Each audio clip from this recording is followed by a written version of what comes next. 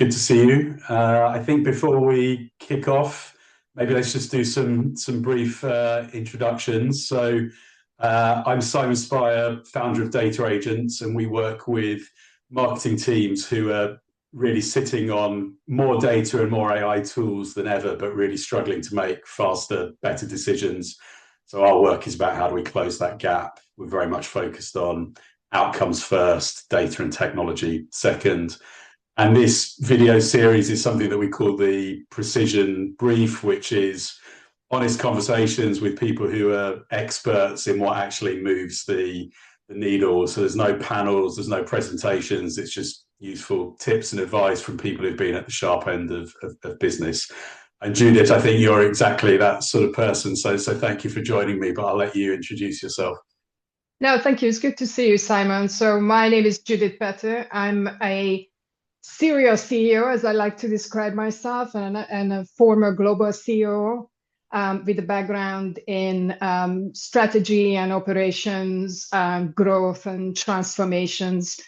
And over the past few years, I've been advising senior executives and investors, VCs, PE houses, all sorts of entities as well on their growth plans or how to adapt to this incredibly fast changing, very uncertain world, that we find ourselves in. So how can you actually have a goal, go forward constantly and try to achieve it, while also dodging all the things that the world is throwing at you and kind of sticking to the plan, but also adjusting it, which I think is really, really hard. So because I combine this, as you said, I've been there, I've sat in the chair, I've dealt with the very difficult issues, all of them. So I try to bring that to people while also adjusting to what's happening nowadays. So, I've been a very early adopter of the openly available AI tools and LLMs. So I went through, all the phases from DALL-E to ChatGPT the first time, and now I'm quite a regular user of Claude as well. And this is an area that's been fascinating me, especially this year, since there's been this massive push by companies to adopt AI, which I understand from the point of view of, as a company leader, you're always looking to kind of, rationalize your business and create more efficiencies and make sure the output is the best. But we have to kind of in real time adjust our business models to something that is developing itself. Is a very, very interesting time to be living in, I think. Yeah, no, I totally agree. I think it's also interesting. I think a lot of the noise, particularly at a sort of C-suite level, is around that sort of efficiency and the use of AI for efficiency. And I think that actually becomes then a barrier to adoption within a business for reasons that we don't need to sort of overstate. So I think we understand.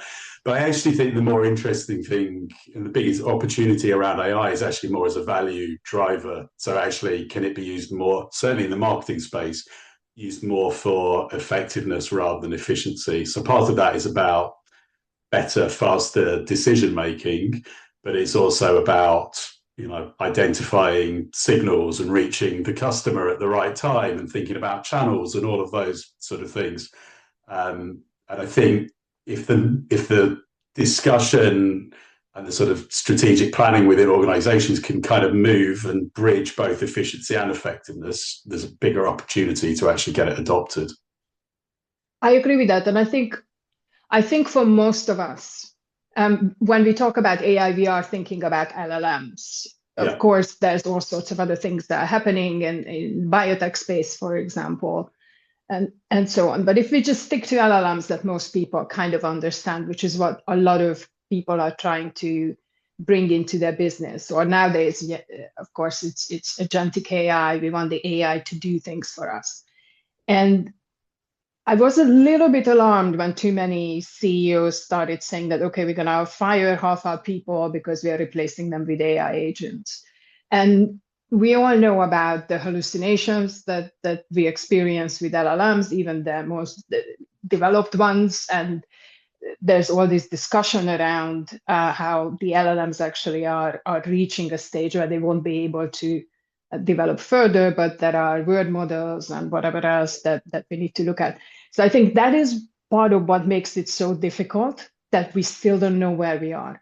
And those of us who use LLMs, let's say, and I think even we are adjusting every single month how we are working with these tools, because that's what they are. And I think that's an important thing to remember, that these are tools.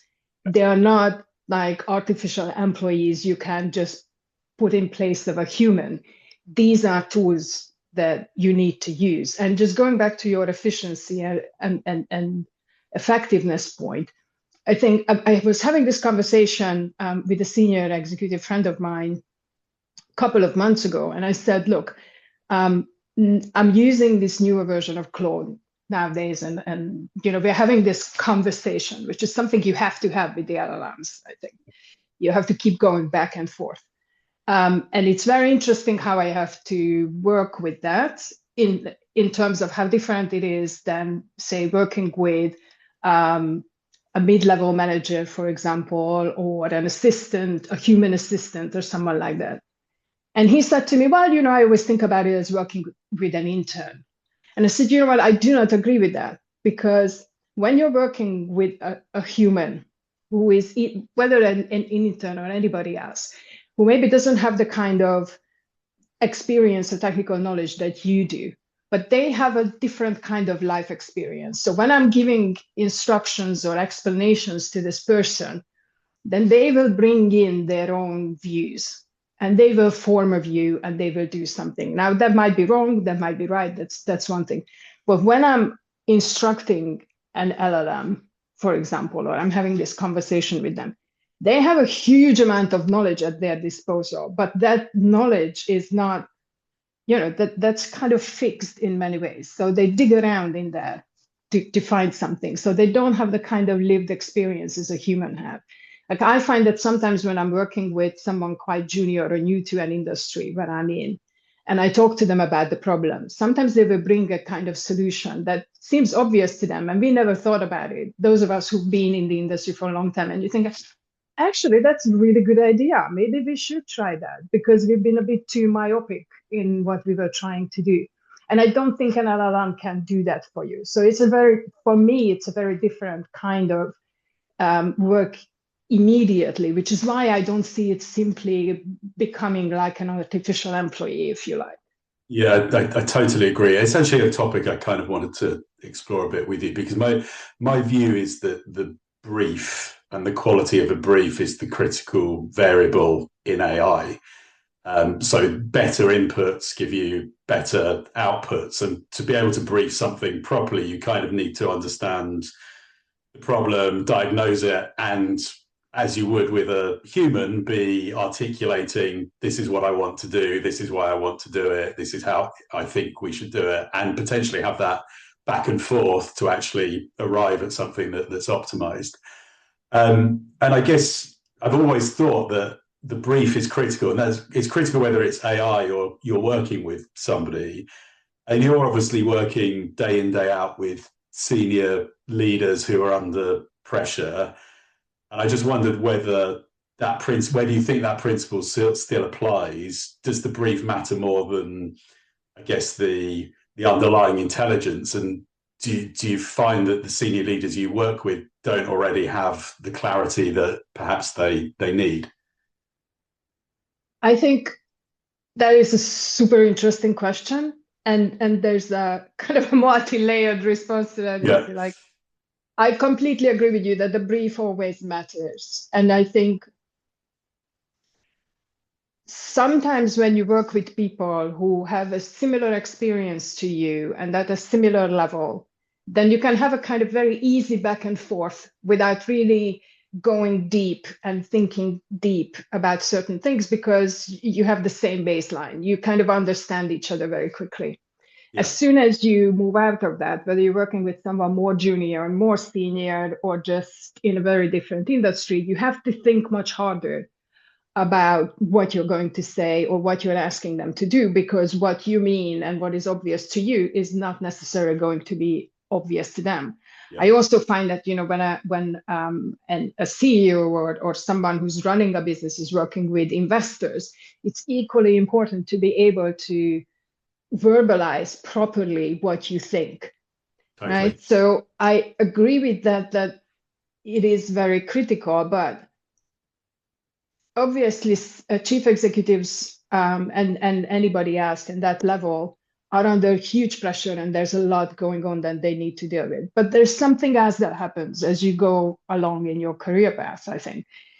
When you move from any kind of functional position to general management, there's certain things you stop doing, right? And your views have to be much more all-encompassing. You're connecting dots, you're driving things forward. You don't get involved with technical bits, with the details, with the nitty-gritty. You rely on other people to do that. Now, as with any skill, if you don't use it, you're going to lose it. So I think it's one of the problems is that if you've been in kind of general management role for a long time, you also sometimes lose that ability to break a problem down into little pieces. Mm-hmm. Because you're used to connecting the dots, you're operating at a different level.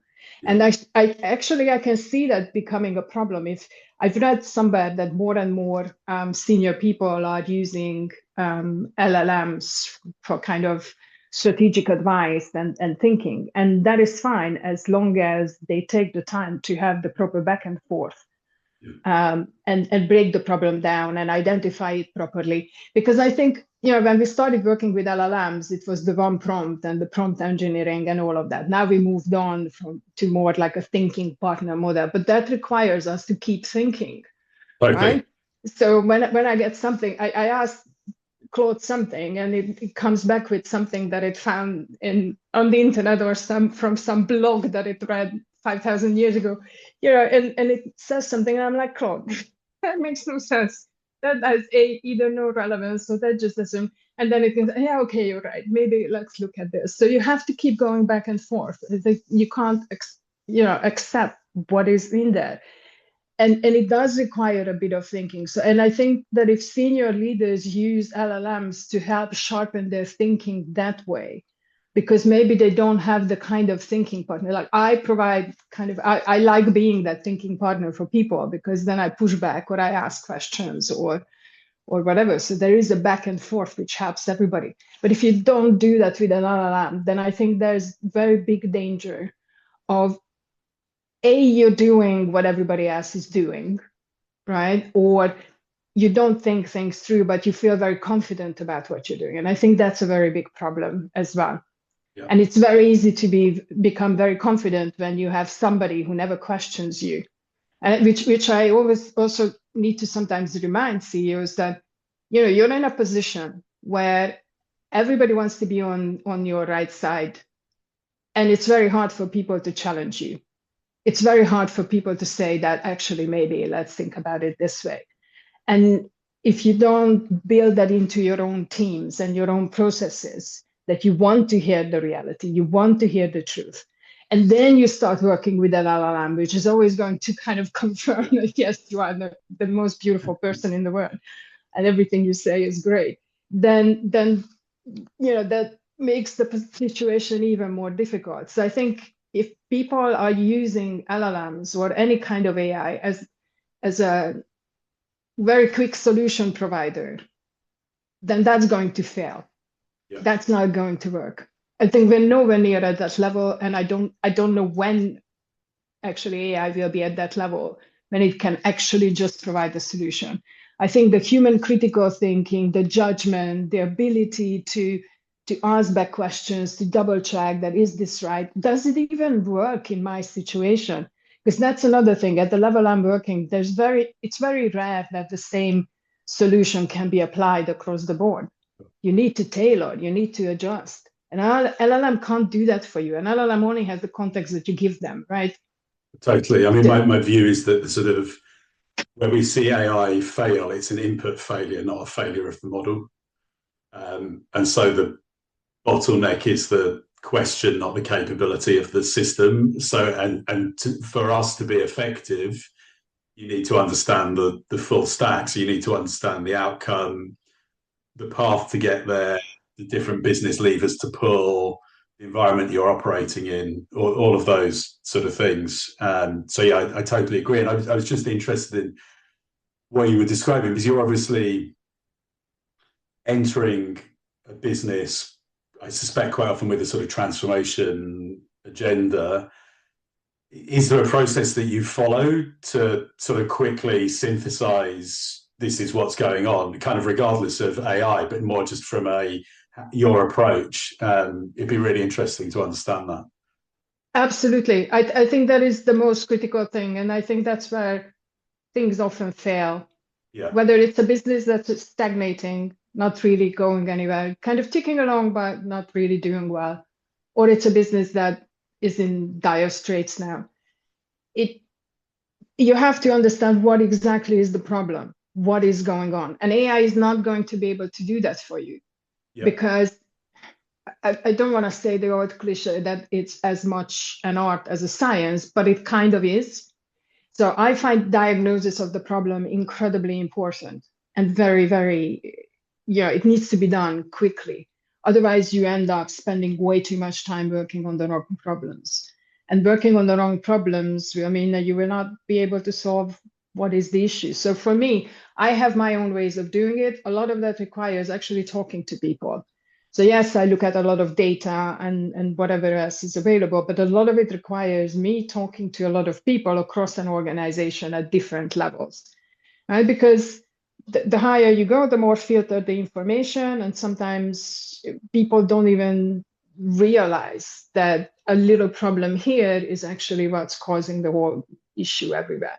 So for example, there's a new direction, new KPIs and all of that, but actually the incentive structure for the employees hasn't been paired properly with that. Right. So that's a problem. Then people will behave in the wrong way, or they never actually were properly told what the overall aim is. Maybe their KPI was adjusted a little bit, but then it doesn't work. So a lot of it actually often goes back to people or processes themselves. Yeah. And you can't just, you can't just pinpoint that from paper. You actually have to go in and get your hand dirty in the sense that you need to talk to people about it. So for me, that's an essential part of the process, because otherwise, if if somebody comes to me, well, we know exactly what the problem is, this is the problem, then, well, why don't you solve it? It's usually not how it works, right? And sometimes you find problems, but then you dig and you realize that actually that's not the real problem. You have to find the right one. And I do think that if you just simply try to put AI on it, because you find that, okay, the business is not very efficient, we are not hitting our targets, the cost base is too high, the revenue doesn't cover this, it doesn't work.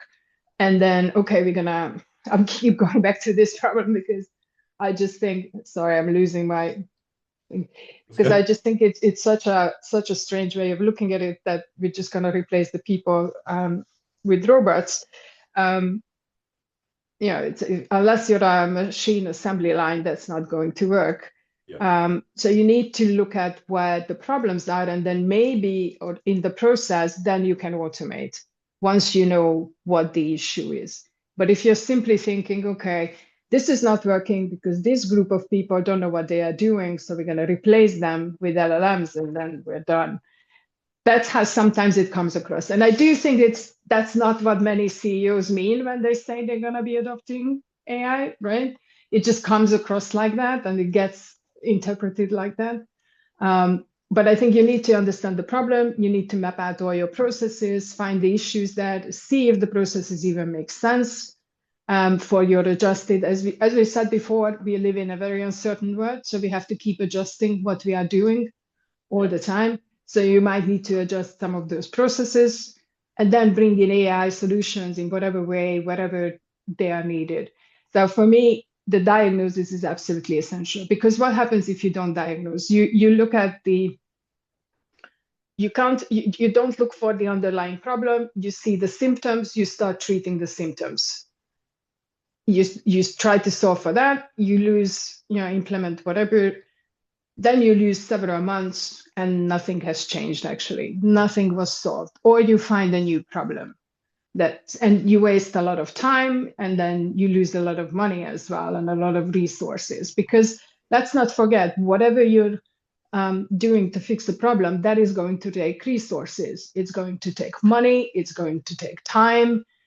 It's going to cause disruption within a business. So people are not paying, they can't focus all their attention on actually producing output. They are focusing on trying to solve the problems as well. So there's all sorts of things that you can then lose a lot of time. And then 6 months later, you come back that, okay, it still hasn't. You've got the same problem. Yeah. So I think diagnosis is absolutely critical, whether you use AI solution. So again, for me, AI needs to be looked at not as a solution, but as a tool to help you find a solution, or help you implement a solution, or help you implement a new process, or whatever it is, as opposed to thinking that, okay, that's going to solve all our problems. That's where I'm coming at it, really. Yeah, I totally agree. I think, a lot of what you say very much resonates. I think, picking up on a couple of your points, in the work that I do, we always look at things in terms of data and technology, but always we start with the people and the process, because that's always the thing that actually then means something succeeds or fails. And it's also because in this world we now operate, the process shouldn't just be a human process that you're looking to transfer to an AI. You actually have opportunities to do things differently and reprogram the organization, think about the marketing and so on in different ways. And then the other thing that I think you said, which I also resonated, because I hear the sort of concept of AI first a lot, and to me it's just totally meaningless. It's like saying, oh, we need to be digital first. I mean, what is that? Everything's digital now, and Exactly. before soon everything's going to be AI. So actually it comes back to AI first. If you're going to use that, surely has to mean this is the diagnosis, this is how we're going to deploy AI as a tool in our business to deliver some sort of outcome that is strategically important to us. I completely agree with that. It's sometimes, because I'm old and I've been through some stuff, I sometimes am reminded of some professional services firms' attitudes like 15, 20 years ago, like, okay, we need a big space or whatever, we're going to have all this revenue. So now we're just going to employ a bunch of people, we're going to recruit them in, and then there we go, we're going to have revenue because we have the people sitting in the seats. Yeah. And I think some people are using AI the same way. It's like, we're just going to bring in AI and then it's all going to be done. None of that. Like, you have to do the thinking, you have to do the trials, you have to break things down, you have to check that everything is working. So you can't get away from that kind of work. Yeah. I think I totally agree. Totally agree. And I think that sort of art of diagnosis and writing a quality brief, whether that's for an interaction with some sort of AI tool or with an individual or a team of people, I think that is a transferable, sort of learnable skill. But I think actually most organizations treat it as a given rather than a discipline that needs to be developed. So whether it is briefing a team or an agency, it's the same skill, and the person who can actually define that problem and connect it to an outcome, that's incredibly valuable, but I think undervalued in reality. Completely. And we always talk about soft skills as if they were like some cuddly, like fun things to have. I mean, they're critical for people. It's communication, essentially. Yeah. And you can't get anything done in an organization that has people in it if you don't know how to communicate. And to be able to communicate means you actually know what you want to say and you can adjust it. And and then it also means you're listening to what others are saying. Like, I can't diagnose a problem if I don't listen to what people are saying or they are not saying.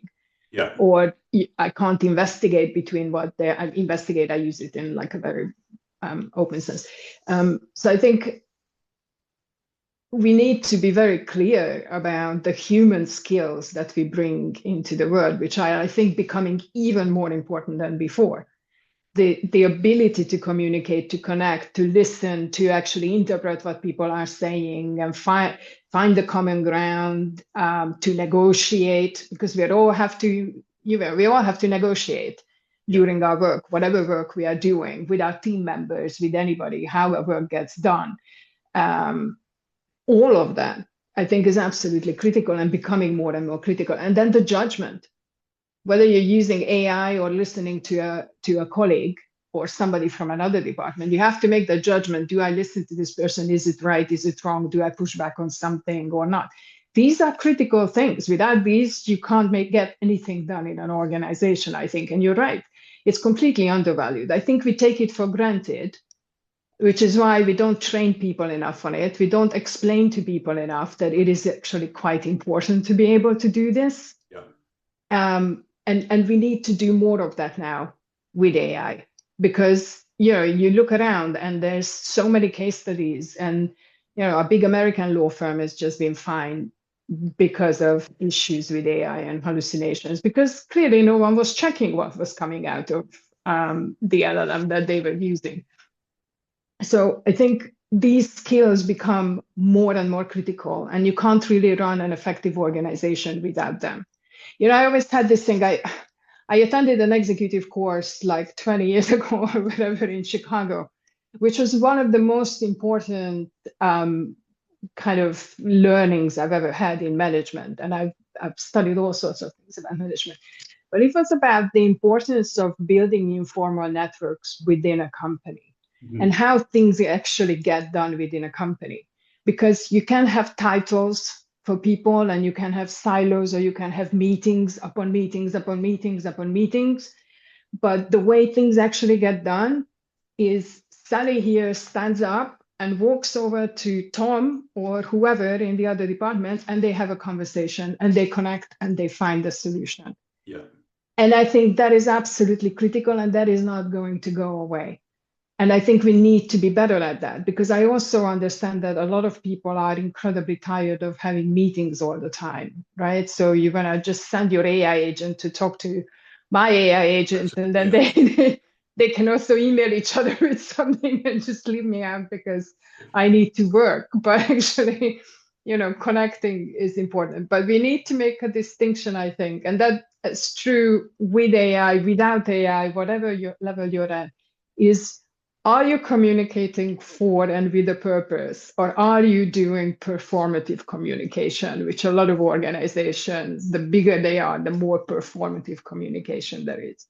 Yeah. Which is what makes people burned out and tired and fed up, and it's just useless and creates problems. So I think we need to kind of look at that as well, and maybe use AI maybe AI can bring some sort of a helpful solution of cutting out the performative communication, so that the humans can focus on what the humans need to do and do best. Yeah, I think that's interesting. I mean, it should create higher quality human interactions, because a lot of meetings are just meeting management and a meeting about the next meeting. Right. And so actually having an AI solution that can actually take that away, so that the time you spend together is high value, high quality, the stuff that people want to do, rather than just seeing it as another thing blocking out more time that they just don't have. And I guess that leads on to something else that I wanted to chat to you about, which is one of the most common failure points I see in marketing, is that the question being answered isn't the question the business needs to answer. And that's because the marketing team and the wider business probably haven't sort of agreed on the outcome or understood the difference between causality and correlation. And I suspect you see that at a macro level.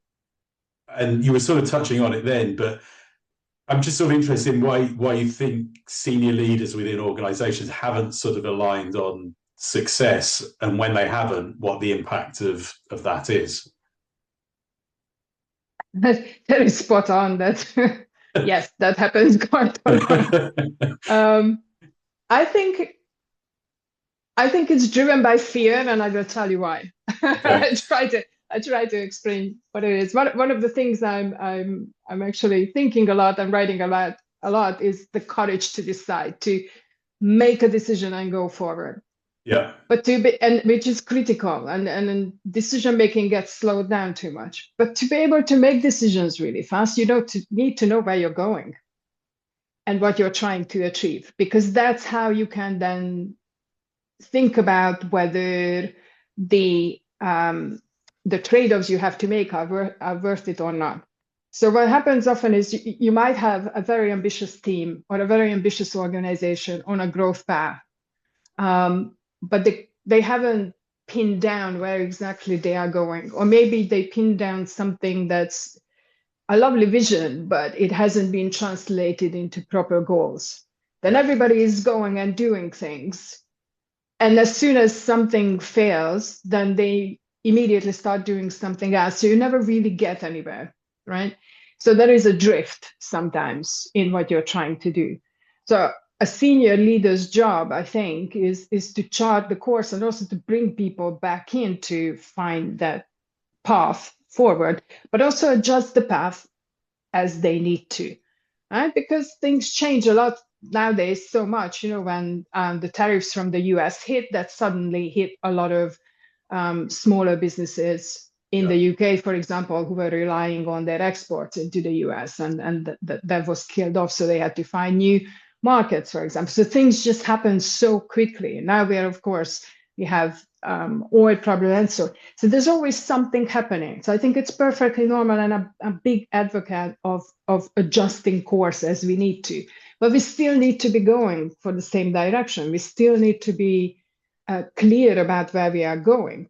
Now, because of all this uncertainty, because things change so fast, making the decision that this will be our goal can feel quite difficult, because what if things change and we can't get there, and we're sitting there like, okay, we went in the wrong direction, right?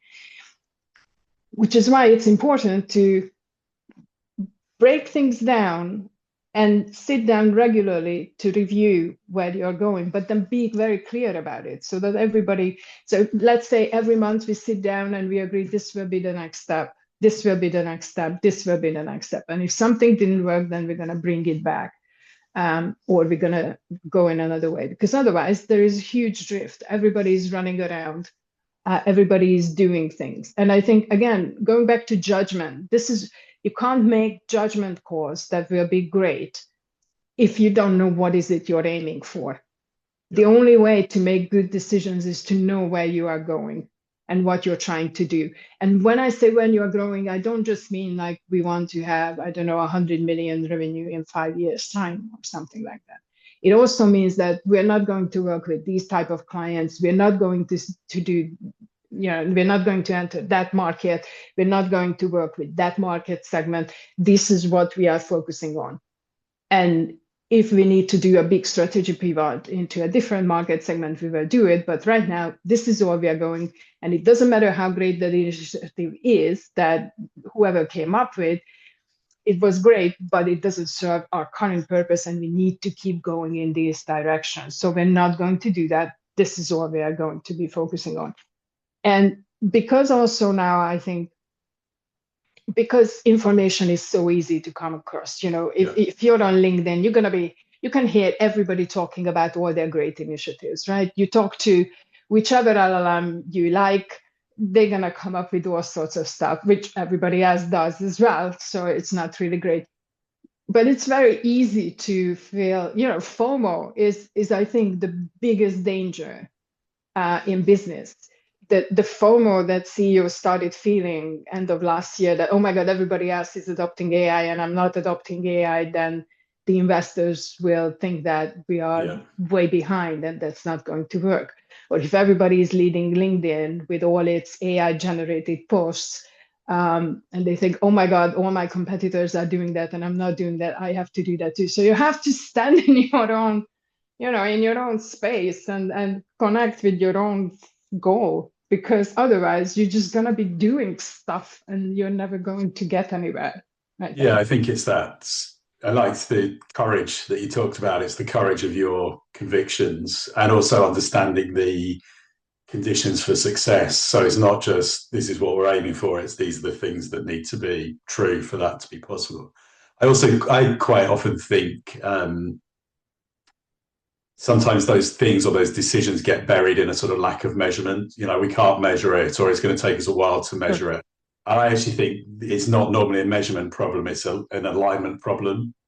And that's the sort of the root cause. And it goes back to what we were talking about, really, that you kind of need to define that outcome before you think about how you're going to measure it. That is a sort of discipline in itself. And if you understand that properly, and you then are defining the measurement, you really understand how things ladder up to your overarching objective. I mean, I don't know how you define or what you see as measurement and data, because of course you deal with a lot of data, and data points are very important for you. I sometimes find that, we have this saying that you can't manage what you don't measure, but also when you measure too many things, then you just get lost in there. So I don't know how you find it. I always think of it in 3 levels when you're sort of thinking about measurement. What are the strategic measures? And there should only be 1, 2, or 3 of those. And that's the thing that everybody can look at and know, are we on track or are we off track? Then you have the more sort of operational measures, which cascade down, but that might be for a function or a product area, or but they've got their own metrics, but we understand the link to those strategic metrics. And then you have tactical, which would be within a campaign, the things that are specific to the person who's responsible for that campaign, so that they know, is it on or off track. But I think if you think of it like that, you've kind of got that sort of, I think of it like air traffic control. All the planes are in the sky. The pilot has their own, details, and they know what needs to be true for them to be able to land the plane. But there's a series of measures that are all oriented to the same goal. No, that makes a lot of sense. And again, I think I just go back to the human judgment and the critical thinking bit, because the only way to figure out what to measure and what makes the biggest impact is to think things through, right? And otherwise, you're just gonna end up with, and I do see that. I think because we can measure so much, we have so much information, we get sidetracked, as we were talking about. It just, I don't know if you find that, but sometimes I find that some data that businesses measure, let's say, maybe it's too much, but they also require contradicting behaviors sometimes. They make decision making harder, because this one would pull us in that direction, that one would pull us in that direction. So if you don't know where you want to go, then how are you going to make a decision on that? You can't. I liked what you said earlier about meetings being performative, and I think reporting can be performative as well. We've got these amazing, beautiful dashboards on every part of the business. And to me, it's just like wallpaper, it just blurs into one, because you don't really understand what are all these things telling us. And like I was saying before, you can't isolate causality and correlation. So you're putting these things together, and actually it just then breeds confusion and more tasks for people to go away and try and reconcile it and come back with the right answer. And that just slows down the whole decision-making process. Therefore, you've got less impact, all the things that we've sort of been talking about over the last half hour or so. That's brilliant. Actually, that makes me think of something that some tech CEOs, I think, see the world where all humans are at home on some universal income, and AI runs the world type of thing. But essentially, all the things we are talking about, they are management skills. Totally. They require people to manage things, to negotiate things, to understand things, to come up with some things, to decide this way or that way. And I don't see, so you hear a lot of tech companies as well making people redundant, or the idea that the middle management layer will disappear. I don't think the middle management layer can disappear, because these are decisions that have to be made constantly. It's not one of those things that you design it once and then you put it out there and there you go, the word works. It doesn't. Maybe it did like 50 years ago. I don't know, because that wasn't working 50 years ago. But it definitely doesn't work now. You have to constantly review and adjust. And this is why I think it's important to remember whether something, whether you're doing something for a performative reason or for a real reason, because those weekly dashboard reviews, the monthly management meetings, the quarterly meetings, the half a year meetings, the yearly reviews, the whole purpose of all of that is to see what's working and what isn't working, and then adjust and take out the measurements that don't suit us anymore or don't bring us closer to what we want to do. And I think, again, that needs critical thinking. That needs, so I keep going back to, like, I do not see how you get rid of the people, the humans in a company on any level, basically. I just do not see that happening. No, I think, and it will be a race to the bottom if we do, because they, if you the AI default is just to keep spawning more and more information. So it will just say, oh, why don't we generate another report for this and a report on the report? And it will just keep going and going. And you get further and further away from that critical thought and the management practice, which, I think it will definitely not deliver the promise and the real opportunities that come from AI. So yeah, it's fascinating times. We've covered a lot of ground. We probably only covered about 20% of the things that I had on my list to chat through. So maybe we can do this again another time, Judith, and record another video. But it's been a great conversation. I've really enjoyed it. Me too. Thank you. You make me think about new things, which is always, I think, a sign of a good conversation. Exactly. Right? So, exactly.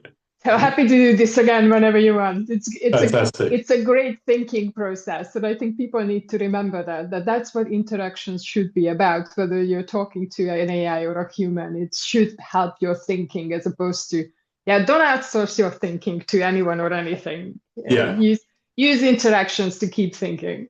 Yeah, no, I totally agree. That's a really good point to end on. Thank you. Thank you.